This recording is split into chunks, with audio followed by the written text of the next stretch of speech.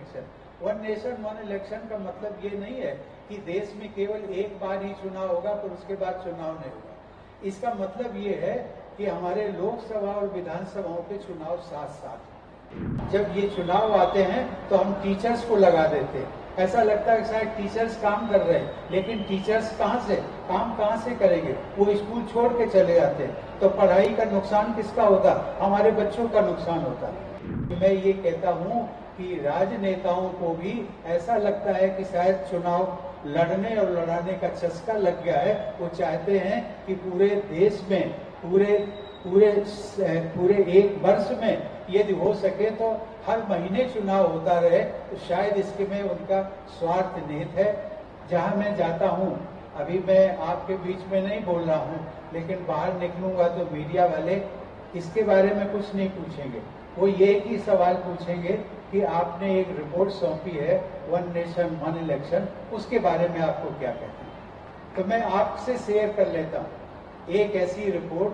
मुझे लगता है कि इस पर हमने जो आर्थिक विशेषज्ञ जो इकोनॉमिस्ट थे उनको भी हमने इसमें शामिल किया, और उन्होंने ये हमें कहा कि अपनी रिपोर्ट में कहा कि जिस दिन ये लागू हो जाएगा एक साथ चुनाव को कभी कभी लोगों ने सही मायने में एक ये कैच फ्रेज है जिसको हम कहते हैं वन नेशन वन इलेक्शन।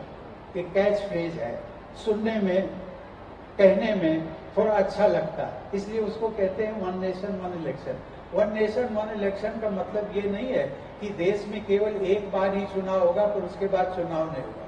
इसका मतलब ये है कि हमारे लोकसभा और विधानसभाओं के चुनाव साथ साथ, और ये जब साथ साथ चुनाव होंगे उसके साथ में लोकल बॉडीज का भी 100 दिनों का हमने प्रावधान दिया है। 100 दिनों के अंदर तीनों चुनाव हो जाएंगे, और उससे आप देखेंगे कि जितना हमारा नुकसान हो रहा है, देश का नुकसान हो रहा है शिक्षा जगत में, हम जब ये चुनाव आते हैं तो हम टीचर्स को लगा देते हैं।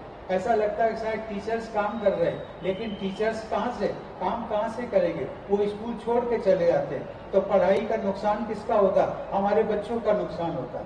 और जब बच्चे पास नहीं होते फिर आप कहते हैं कि हमारे बच्चे तो पढ़ाई में पीछे रह गए।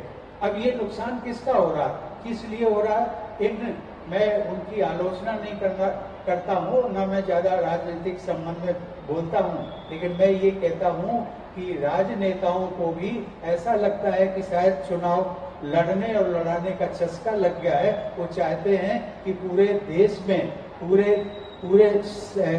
एक वर्ष में यदि हो सके तो हर महीने चुनाव होता रहे। तो शायद इसके में उनका स्वार्थ निहित है। मैं आप सबसे एक ही विनती करूंगा, इस विषय पर चर्चा करिए, चर्चा जरूर करिए कि देखिए आपके हित में है या नहीं। आप मान करके चलेंगे जो हमने रिपोर्ट दी है 18,526 पेज की, 18,000। आज तक कोई भी भारत सरकार में इतनी बड़ी रिपोर्ट नहीं आई।